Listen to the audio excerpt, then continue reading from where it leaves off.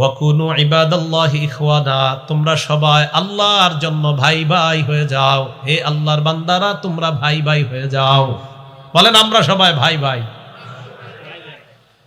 এরপর আল্লাহ নবী বলেন, আল মুসলিমু আখুল মুসলিম, মুসলমান মুসলমানের ভাই। লা ইয়াজলিমুহু, মুসলমান যেহেতু মুসলমানের ভাই, ভাই ভাইকে অত্যাচার করবে না।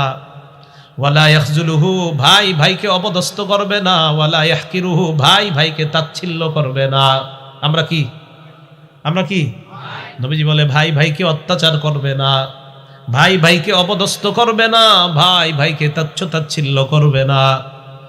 এরপর আল্লাহ নবী বলেন, বিহাসবি ইমরিইম মিনাশ শাররি আইয়াহকিরা আখাহুল মুসলিম, কোন মানুষ খারাপ হওয়ার জন্য এতটুকুই যথেষ্ট, সে তার মুসলমান ভাইকে তুচ্ছ তাচ্ছিল্য করে। নাউজুবিল্লাহ।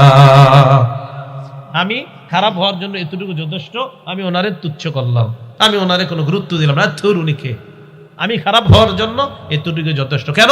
নবী বলছে আমি আর তুমি, নবী বলছে সে তোমার ভাই, তুমি তার ভাই, তুমি কিভাবে তাকে তুচ্ছ তাচ্ছিল্য করো?